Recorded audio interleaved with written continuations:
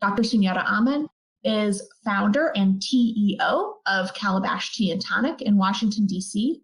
Sunyatta is a Cuban-Jamaican fifth-generation master herbalist, naturopath doctor, and vegan chef. We are so excited to have her join us today for our local chef series. Over to you, Sunyatta. Good afternoon, everyone, and thank you so much to the Botanic Gardens Garden for having me today. I really appreciate it. I am honored to present some of our cultural dishes, and these things are made with ingredients that are rich in rebellion, plantation, I mean, you name it. These are the base of the story of how lots of the New World existed before the New World, and then after the New World into what we see as a modern culture and society right now. So I'm just going to talk about a few of these ingredients that go into things. Today, the dishes that we make, we're going to do a sorrel, which is a hibiscus ginger spice tea. This is something that was also imported. The hibiscus itself, which here is a flower from the hibiscus, is something that was imported to the Caribbean along with people who were brought in slavery. So you'll see a lot of ingredients here that we're working with today that were brought over. And then, we made the most of those ingredients. So we have hibiscus as one of our main ingredients in here. And we'll talk a little bit more about sorrel as I show you how to prepare it. The other dish that we're going to make today is jerk. And I have some jerk seasoning here because we make our own jerk seasoning. But I want to talk about the constitution of jerk, which includes and can never get away from peppers. So the habanero or Scotch bonnet peppers are peppers that are pivotal to that, and called Scotch bonnet a lot of times because of the look of them being a lot like the tam o'shanter hat, the little tam that people would wear, who were also the folks bringing people over or were indentured servants, along with slaves that were enslaved people brought from Africa. The other thing that we're going to make today is called fonio. And fonio, F-O-N-I-O, is a grain. It's in the grass family, and this is one of those heirloom forgotten grains. It's one of the things that we can make definitely more of and should, as opposed to rice. I know that the purists for Caribbean food will say that this is not what's served with jerk or curry. But what I'd like to do is present a grain that was indigenous to Africa and still is there, and that somehow didn't make that middle passage journey, but it's gluten-free, it's high in nutrient, like B vitamins, etc., and something that we can add to our diet. And you know what I really love about it? It's super easy to cook. And I'm all into that. I got things to do. I'm sure you do too. So we don't sometimes have time for black rices or brown rices. The more potent rices and the things that have a little more nutrition take a lot longer time to cook because of the husks. So in this case, this is super easy as couscous, which if you've made it, super easy, 10 minutes, you're in and out. So I'm going to start by talking about our sorrel, because it's our drink. And if we make it first, then we can refrigerate it while we're making all the other things. So sorrel, as we call it in the Caribbean, is not the same as the green herb sorrel that is often used as the same way you'd use arugula in a salad. It is instead what we call a hibiscus tea. So we have here, and I'll leave my trusty assistant will zoom in for you. We have allspice, which is part of the sorrel mix typically. Ginger is a big part, especially for Jamaicans. Ginger is absolutely essential to almost every recipe we make. In my grandmother's kitchen, ginger goes in everything from rice to drinks. You would be surprised. She'll put ginger on you. If you stay still long enough, you will get some grated ginger. Because of its ability to be a carminative, meaning something that cuts down on gas in the system, it's even added to beans, not to overpower, but just for the medicinal aspect. And that's something that comes with the maroon culture, the culture of people who were in enslavement, but underwent rebellion, rebelled off of plantations, ran into the hills of Jamaica, and created their own settlements. Lots of the medicinal aspects of what we use in our food is inextricable from Jamaican food. And that socioeconomic impact has been that Jamaican restaurants are known globally. You can go almost anywhere and find a Jamaican restaurant, and people typically have an idea of what they may have at a restaurant like that, like curry dishes, rice and peas, jerk as an example. And we're famous for that. And that food comes right out of that heat of rebellion and the resistance of the Maroons, the people who set up these colonies. So sorrel is a drink you'll find all over the Caribbean. You'll find it in Central America. It's typically called Jamaica, which means Jamaica in Spanish. It's also known as Kerkade in Egypt and other regions in East Africa. You might hear it called Bissap in West Africa, Roselle in Central Africa. Everywhere I've been that's tropical or subtropical pretty much has this drink. So our version of this drink is rich in spice. Some places that you go, this may be more of just the sorrel, just the hibiscus leaf, the flower of the roselle. But in our case, we will put things like cardamom, which is another carminative, good for gas, bloating, that kind of thing. Like cut that down during your eating, because I mean that's not sexy, right? You don't want to eat something and then you're like, oh, right? You have star anise as a feature inside of this. You'll have lemongrass, clove. We put a lot of spice in our sorrel, and in the Caribbean, we often have food fights about who makes this best. I'm just going to let you know right now, Jamaica's number one. So I'll show you how to make this, and let's go through it. Ali's going to come around. We're going to talk about the sorrel. What I've done here is I have a pot of hot water, and I heated this up for you already. So you have your hot water on the stove. I have added in our sorrel, and Ali's going to zoom in on that. I'm going to grab this for you. So this would just have involved putting this in to the hot water and stirring that around.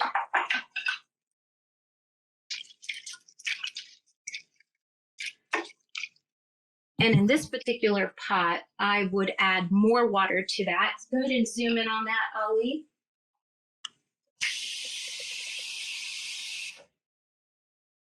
Ooh.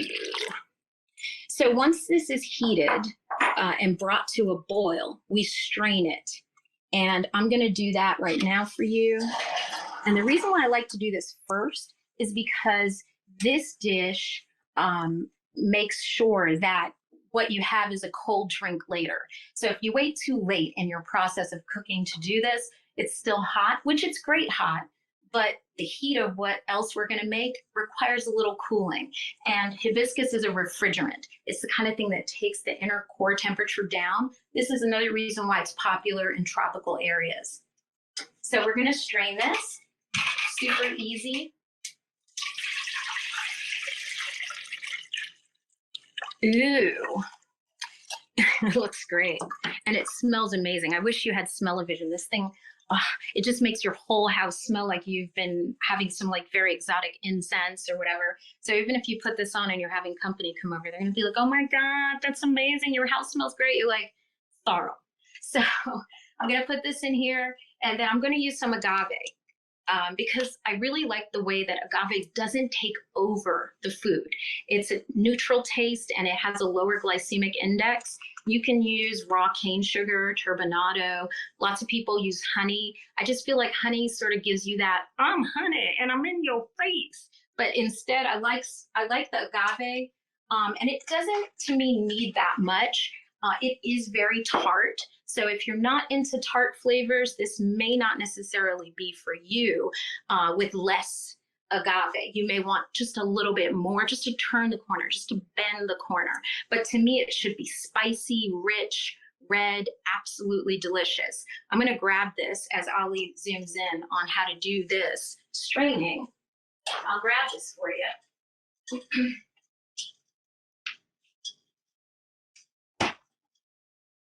And here we are. Here's your end process. And I've put a little bit of ice in here for you. I'll take this off of here. And this is yours. Oh, Ali, grab it. All right. Thank you. Thank you. And so it's cool and refreshing. Oh my God. So tart, so gingery. Tastes like everything the Caribbean is. The cloves, the lemongrass, all of these things. If we think about it, every single ingredient was one of the reasons for transatlantic slavery. And known as a spice island, Jamaica used to produce up to 50% of the world's herbs. Really, that small island, 50% of the world's herbs after colonization, after 1492, this started to become the thing to do, was to plant spice plantations. So between rice and spice and sugar, these are all the things that created that golden triangle of slavery from West Africa to the New World. Right? So this tastes like the Caribbean in the best possible ways. It gives you a historic context, and it also cools your body. It is a vasodilator. It opens up blood vessels, so your blood pressure normalizes. It's also great for your digestion because we talked about the ingredients that are carminative, that reduce gas and bloating after eating. It also, the tart flavor opens up your tongue. We want to decolonize our tongues. Not everything needs to be sweet or salty. We need peppery, fiery, we need earthy, we need bitter. And this has a wide variety of flavors. It's incredibly refreshing. I highly recommend it. So I'm going to invite you guys to come back around, and we're going to talk about some of the other items that we have here. Ali is my trusty cameraman. Hi, Ali. I'll bring Ali on later. So we're going to talk about jerk. Jerk is ubiquitous within the context of Jamaican cuisine. And jerk is a barbecue. It's a rub that was traditionally used by Arawak Native Americans, of which I am also a descendant. These Native folks who came out of South America into the Caribbean thousands of years ago settled into the islands. So sometimes referred to as Taino, Arawak, Carib Indians, or Carib Native Americans, or Carib indigenous people. These are the progenitors of what we see now in terms of the folks, although they were decimated after 1492 and 1493 when Columbus landed and the other explorers. What ended up happening is that maybe 90% of the people were wiped out due to germs, things they hadn't been exposed to before, and outright just decimating the people in order to take the land. So the people that remained still had their traditions, and jerk is one of them. It's one of the ways to preserve meats traditionally because there was no refrigeration. So we didn't have the benefit of a great refrigerator. We had to make sure that it was smoked. This is a way of smoking meat. And the Arawak Native Americans call their way of smoking meats to preserve it barbacoa. Sounds familiar, right? It's the root of barbecue. And as much as we love go Texas and go Nashville and go New Orleans, everybody claims that their Kansas City and St. Louis, that their barbecue is the best. That may be true, but the origins of barbecue are firmly in the South American and Caribbean folk, even the name itself. Typically, a rub would be applied to whatever meat, usually wild boar, and buried in banana leaves with hot coals underneath, and then on top more hot coals, and it would be slow smoked for days and days and days. But you can jerk vegetables, you can jerk anything. And I will say this, that it's one of the most ubiquitous foods in Jamaican cuisine. You cannot make jerk without Scotch bonnet peppers or habanero peppers. It's one of the main ingredients, and just look how beautiful these are. I would say when you're cutting these, to make sure that you have oiled your hands. And when I say that, I mean, take a little bit of your olive oil and make sure that you have oiled your hands, which is good for ash too, right? This is good. So you want to make sure you've oiled your hands before you handle your peppers. And in this case, I'm going to cut this and show you the inside of this pepper. It's absolutely beautiful. Oh my God, it smells so hot. I just know that if I rub it and accidentally rub my eye, we're in trouble. We're in trouble, but we're not going to do that. And oiling your fingers makes sure that the pepper, the capsicum that's inside of here, doesn't penetrate into your skin and leave you kind of itchy all day. I've had people call me and were itchy all night because they touched the pepper and it's like a burning, itchy sensation. Don't let that stop you. This is good medicine. This is rich in vitamin C. This helps lower blood pressure. It helps digestion. I mean, you see a theme here, right? We're keeping our food and our medicine, and we have the same issues over and over again that we help address this way. And it's delicious. So when we do cut the pepper, we want this part, okay? We want to avoid the seeds and the ribs. The seeds are super hot. There are whole dances in Jamaica called the pepper seed. I don't know if you know that, but there's a pepper seed dance. That's how much we love pepper seeds, but you also do not want to put it in the food unless you want it super hot. And the ribs, the heat is inside of there. Instead, when you use just the flesh of the habanero pepper, you'll find that it adds some sweetness and hot. It's sweet and hot, right? And this is a basis of jerk. The pepper is something that indigenous people, West African people, Central African people, never afraid of hot and spicy things. In fact, we see it as our medicines. So we would use that in jerk ordinarily. We would also be using scallion. It's a principal element you cannot do without. So within the process of making jerk, you would have hot pepper, like the Scotch bonnet, which we talked about how it looks like the Tam O'Shanter hat. Does it look like a hat? I don't know if it looks like a hat, but it looks like a tam, right? It does kind of look like a tam. And a lot of times it'll be called Scotch bonnet because the idea of the colonization of these foods is so ingrained in us that we have named them. And even in the Caribbean, a lot of times we would still call it that, although we don't need to. It's just a hot pepper, right? Scallion is principal inside of there, and allspice. This is another ubiquitous herb we will see all the time. You will see allspice in everything from porridge, like your morning porridge. Your grandmother will have that in. You will see it in your hot foods like the jerk. It's pivotal inside of that. You will also see it in your sorrel. As we indicated before, we have the sorrel and it had allspice in it. The reason it's called allspice is it really does taste like all spices. It has a cinnamon feeling. It's got a little cardamom feeling. It's got a little bit of ginger feel. Like it has all the feelings. Clove is in there in its flavor. And because of that, it can be used instead of or in place of a whole lot of herbs. If you don't have them in your kitchen, if you have this herb, you're in business, especially for Jamaican food. You almost will always see this. It'll pop up again. And here's your other usual suspect, thyme. And I'm going to show you how I grow it in my kitchen. This is how it looks. And I have like a couple of these in my kitchen because no Jamaican food can be made without thyme. Look at his afro. He's so cute. Thyme is in almost every food that we make. And with jerk, it is definitely one of the key ingredients. It's ubiquitous. And when we do it, we roll it or we run it backwards, and just your leaves are what you're mostly going to use.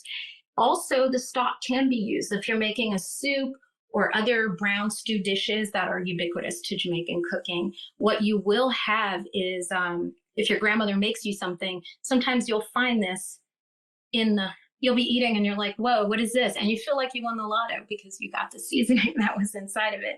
So this one is dried. I cut this for you guys a couple days ago. And like I said, if you're rolling it, you'll get, look at that, and it smells amazing.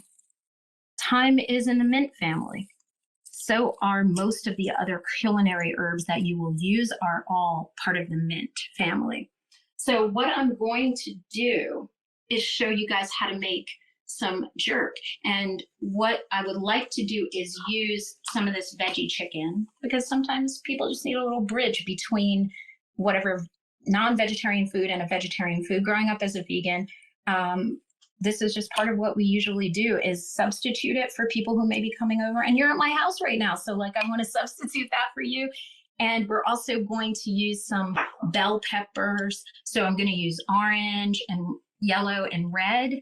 I do not typically use green pepper. I'm going to grab that for you. So I typically do not use green peppers. I know this is going to be controversial. I realize that. But I find them not to be ripe, and they have a little bit of an acrid taste. So I leave them out of things that I'm making. So he's out of here. Instead, we have these guys.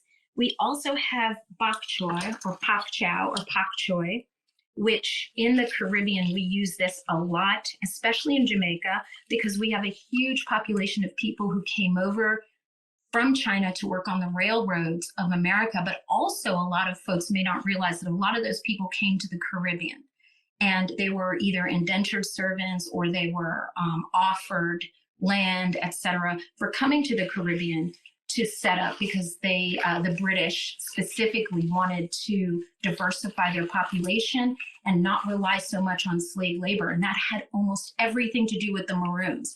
The people who were fighting for their freedoms as Maroons put such a crimp in the style of the British and their ability to hold people to plantation life. These wars that the Maroons waged in order to gain their freedom in Jamaica and other places too, Brazil, there were lots of Maroon rebellions, Haiti being one of the large ones that resulted in their own freedom. That's what made the British have to invite continental Indian folk over and Chinese people to take the place of some of that labor. Now, this is one of the things that was brought.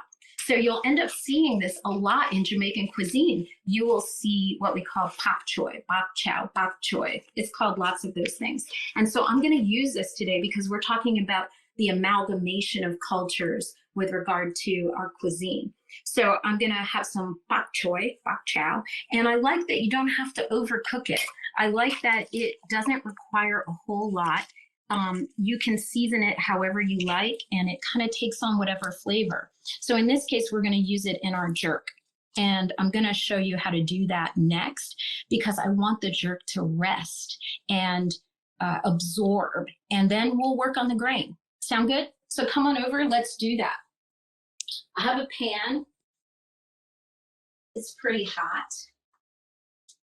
Yes, it's a little hot. All right. So we're going to use some olive oil in the pan. Sometimes I use coconut oil. It depends on the recipe. And I'm using a cast iron pot. Even though it may not look like it, I really like these pots because the handle stays cool, and yet I'm able to get the old school cast iron feeling. So the iron that you derive from eating in cast iron, which is good for many of us, and we're low in iron and need that. In addition, it's heavy, it's got a weight to it, although it may not look like it. It's not a non-stick surface, but it performs like that because it's been seasoned, meaning oiled over and over again. This is one of my favorite pots. So there's that.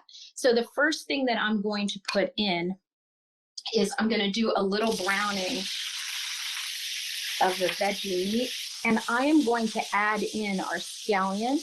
Let me reach for that. Nice. Let me get this spoon for you guys. I'm going to switch places so maybe you see this a little better.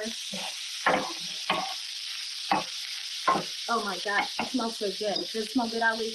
Right. I'm going to add some color to this. And what we're doing with these recipes is making sure that we update them. So instead of being like salt heavy because we needed jerk in order to have foods not be refrigerated. And so it may have been heavier in salt, heavier in other kinds of things that might have not agreed with us. It would have sugar, it would have salt. Instead, we can go with lighter versions. So the jerk that we make is already made for you. You don't have to go through the process of making the jerk. So we're going to use some of that. And I'm going to put some bok choy. I have aunts that say it every single kind of way you can imagine. And you better just know to go in the kitchen and cut it up. You don't ask, like, what are you talking about? You just hop to it. All right. So we're going to use some jerk in there, and we're going to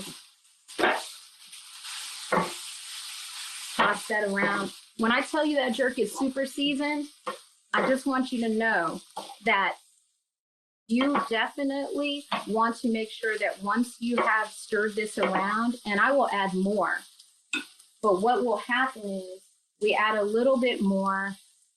That's a lot, but that's how I like it. And then I'm going to add the slightest bit of water. Zoom in on that, Ali. Let's see what's going on.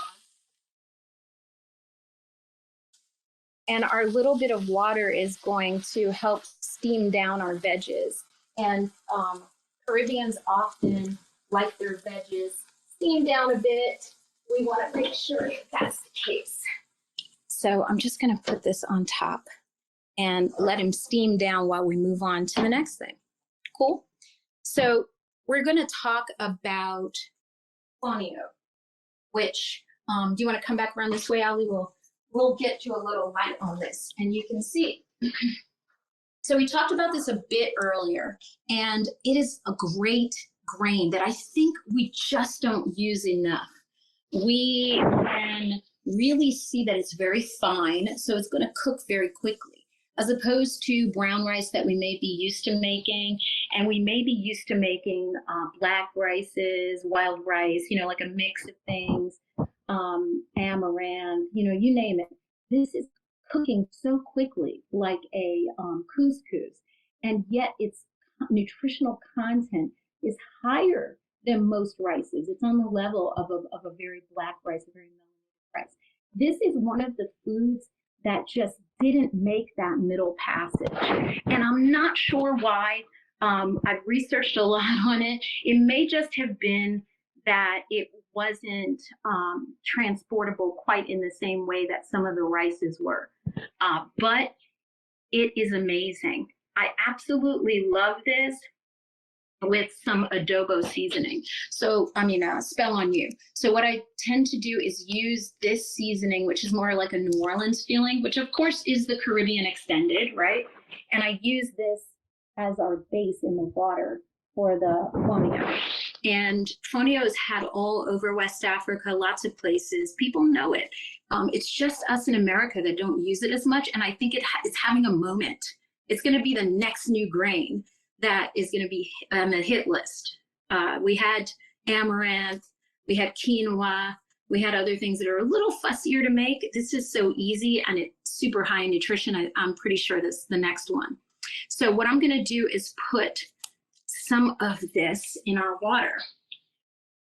I have some hot water for you guys. With this off. Oh, I love it.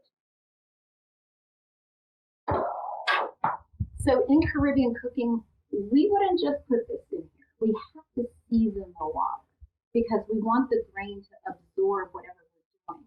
It's just part and parcel of the legacies of African cooking. So as Ali zooms in on here for you, I'm going to get this seasoning for you and show you what it's all about. We're going to have, of course, our usual suspects. So we have some scallion, which is a base of lots of our rices. Rice and peas, if you like Jamaican rice and peas, or as we sometimes call it, rice and beans or red beans and rice, then you must like this. We also have our seasoning that's there, our spell on you. And I'm going to show you a trick that only our grandmothers know. So we're going to put a little of the spell on you in there. Look at that. So we season the water before we start. That's one of the tricks of the trade in Caribbean food. You absolutely must do that. And that means that our friend again is here, thyme. I'm rubbing him so that he gets distributed in there.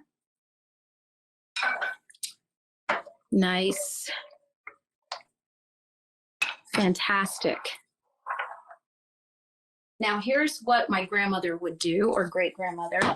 And what I'm going to show you, don't tell anyone, is you're going to put some allspice. And this is just paper from a paper bag. It's just the edge, right? And you're going to crinkle them up. You'd find this happening often in a Caribbean kitchen. When you hear this, it's time to eat. Almost. Right. Look at this. So that's the way you would do it. You don't even need a mortar, pestle, nothing. This is how we would do it. And he's going in. Nice. And none shall escape. The ones off the counter going in. And this is perfect, because what you want to do anytime we make a grain in the Caribbean, what we're doing is creating a stock, and then we're adding our grains to that stock. We do not put stuff in without seasoning it. Seasoning is a high art inside of there. The other thing that we do that is very, very specific to Jamaicans also is, look at this guy. You see that habanero, that Scotch bonnet? I'm pulling the top off of the other one, right? So we have these habanero peppers, which of course habanero is named after Havana, right? And we have them floating in the water. Whatever shall we do? Well, what we do now, the water is hot. I made it hot for you guys. Is that now we're going to put in the fonio.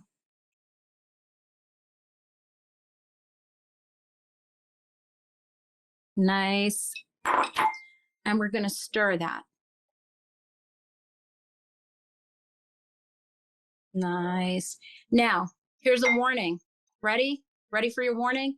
You are not going to cut these Scotch bonnet, these habanero peppers, these hot peppers. We're not going to cut them. We're not going to push on them. We're not even going to handle them rough inside of here. We're going to let them be whole. If this pepper bursts, God help you, the whole pot will be too hot to eat for most people.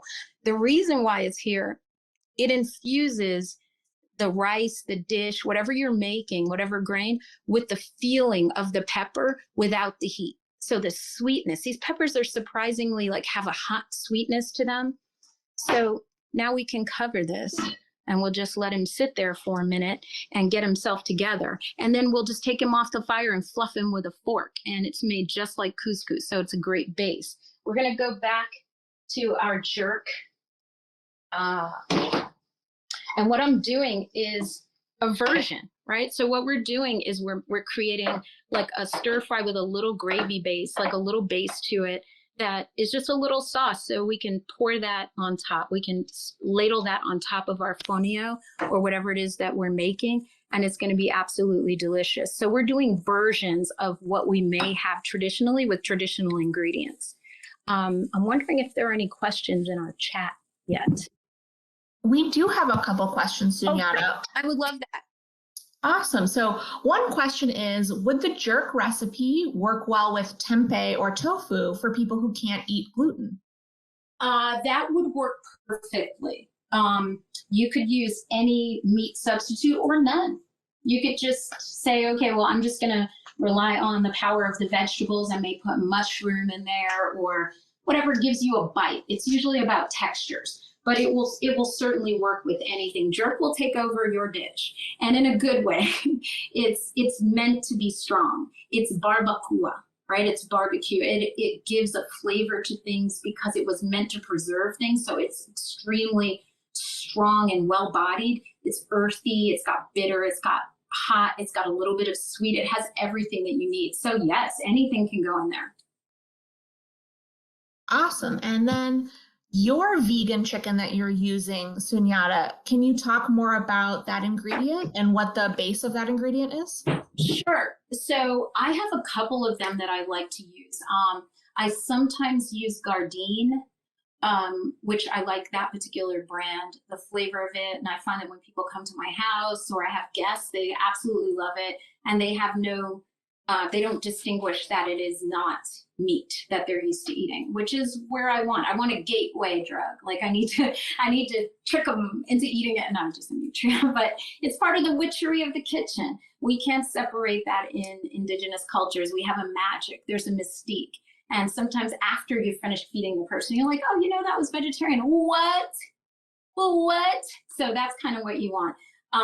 There are many things on the market. Some are cleaner than others in terms of their ingredients. So it's really up to you to decide what you want to use. This particular one is the Gardein. And like I said, I like it a lot. It's a cutlet. I lightly sprinkled some jerk on it before I started and tossed it. So it's already been absorbing that flavor of the jerk. And then when we put it in more jerk, then it went to the other side, which is like, ooh, now we should never, ever rely on veggie meats to be flavorful. Honest to God, whether it's tempeh, whatever it is, the reason why a lot of people don't like it who aren't used to vegetarian things and you're trying to help people eat a little more vegetable or a little more beans or grains, is because it hasn't been seasoned. And that's one of the things that we're super strong with in the Caribbean. We insist on seasoning. So do we have any other questions? I love this question. That's a great question. We do. What makes Calabash's jerk seasoning unique? Oh, that's a great question. I am big on a balance of flavor. Sometimes I taste jerk or someone has made jerk or it's in a jar or something else and it is so hot or so salty or it's sweet, like very sweet. And I feel like this is about decolonizing our tongues, getting back to our roots in this. It should be strong in allspice. It should have ginger. It should have scallion. It's really like a scallion-based seasoning. And scallion, as we call it, I guess you guys call this green onion a lot of times, just like we call allspice pimento. We don't call it allspice actually in Jamaica. And you'll find that it's a scallion rub is the base. It's different than onion. It's very different than onion. So it should have these elements that create, this is a little turmeric. It should have all of these flavors, high in garlic, right? And then you have, of course, have your peppers, which are fantastic. That's what makes it different to me than a lot of other jerk seasonings is it's accessible. It should taste like a seasoned salt that you usually use, went on holiday in the Caribbean and got its sexy back. And then it came back to the United States and wants to show you its new moves, right? And this is why our stuff is different, is that it should contain all of these great elements. Thank you, Sunyatta. And then jumping back to the sorrel, about how long do you let your sorrel steep before it's ready to drink? That's a great question. I'm going to grab this one. Is this yours, Ollie? Yeah. I never feel like you can steep sorrel enough, but if you leave sorrel, the leaves, the mix, right, that we have, which is here, if you leave this mix overnight in here, in a big container of what you're making, you will be sorely disappointed the next day. Don't do that. So what you want to do is have it rise to a boil in the pot like what we did. You want to let it, turn it off. You can even let it get to room temperature and then strain it. If you leave this in overnight, what will happen is some of these bossier elements, right? This is like my patron saint of spices, the star anise, it will take over. The cardamom, which has a very strong minty kind of licoricey flavor, will take over because what will happen, let me show you this. I love cardamom. And in the Caribbean, a lot of times when we eat it, we'll just open the pod and eat the seeds. And the seeds freshen the breath. It's amazing.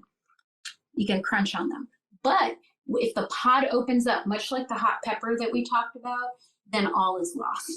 So we don't want the pepper or the seeds or the pods to open too much. We want it to give some of its secrets, but keep a little of the mystique.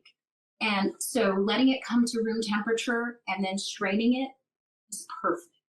You're going to really enjoy it at that point. It's not going to kick you in the face with some of the more forward flavors of spices. Thank you, Sunyatta. And we've got another question here, which is, what is your favorite ingredient to work with for early summer cooking just right now? Ooh, I would say that one of my favorite things for summer cooking has got to be scallions. I think that we don't use these enough. We use them in everything in the Caribbean, and even putting some of these on like a foil or whatever you're using on the grill and seasoning them, like oiling them down and using them, you'd be surprised at how delicious they are alongside some, like you would treat ramps, you know, or anything. These are just shoots like ramps or other things, and it's great when you use these. So when you put these in combination with your bell peppers, these are also some of my favorite things to use. As I said, this guy's out. He's out. Sometimes he'll in, and sometimes he'll out. He's out. He's got too much of an acrid, bitter taste for me. I think it doesn't do the job that people think it will do inside of foods. Instead, stick with the oranges and reds. You want to eat the rainbow for sure, and you can do that without the green pepper. You want to eat the rainbow, not Skittles. We don't mean Skittles. And I find also that I really love heirloom tomatoes. We should definitely be using these more and more. There's a nice purpley green one. Look at him. It's like God is just showing off. Look at this purpley green one. We have a nice red one, and we have an orangey yellow.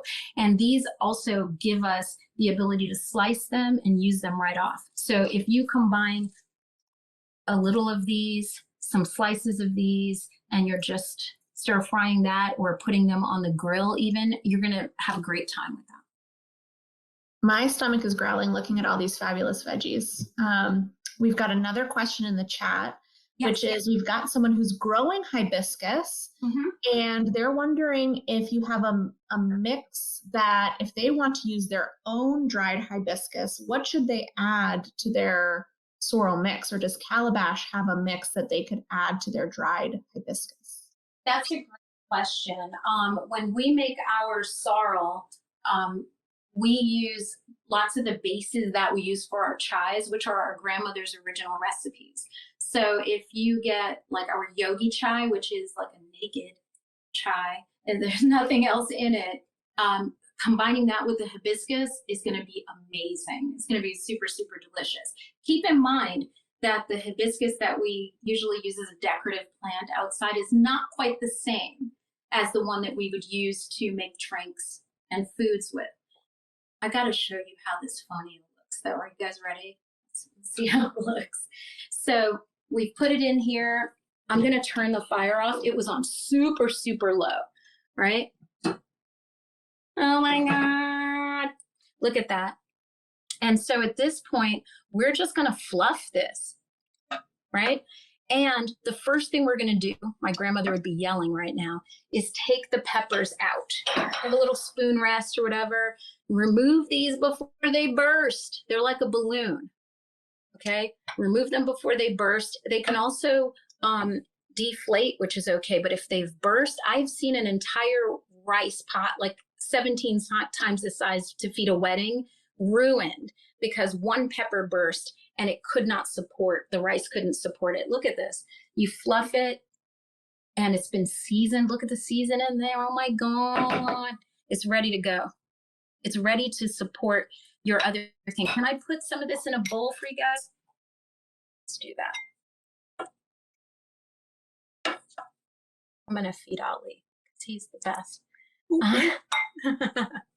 All right. And then here's our jerk. It's kind of lightly steamed down, which is awesome. We don't have to torture the food. It's totally unnecessary to do that. He's tried to escape. None shall escape. And what we call the sauce the little sulewa, which I'm sure is an African word that Caribbeans use. We have to have some of the juice. We call it juice. We don't call it gravy or sauce. We call it sulewa or juice. And then this makes a great dish. I'll put it here in the light a little bit more for you. This is ready to eat. It's nutrient dense. It has tons of B vitamins, vitamin E, vitamin A, C. I mean, we have everything. We've got K from the greens. We have lots of protein, and the fonio is rich in protein too. So this is like ready to rock. And I'm gonna give a fork. Actually, the way we eat back home, look at this, bamboo. It's a spoon. And I'm gonna hold this, and I'm gonna hand this to Ali so you guys can also see the wonderful Ali. Hey! Peace, family. Peace. All right. So Ali's gonna try that. Do we have any other questions? Yeah, we did have one last question. Hey. We've got someone who is, oh, that looks delicious. We've got someone who is Look at his face. bliss. That's how Ali looks when he eats. Yeah. We've got someone who's not a fan of bell peppers. Could they substitute a mild chili pepper in place of bell peppers? Certainly. Do your worst. Do your best. Just do what you like. Eat what you like. Just eat it. You know, and the idea that we are enjoying. Look at Ali. You've never had fonio before, Ali. I don't think so. I might have had one at a West African wedding. Nice. Maybe. You might have encountered it there. So yeah, people should use whatever they like.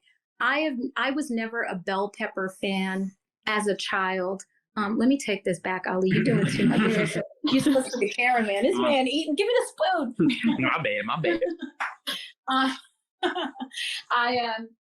I would say that I was never a bell pepper fan as a child. I just didn't love them. I was like, why are we eating this? I don't know what it was. I could eat hot peppers. I just didn't love the texture.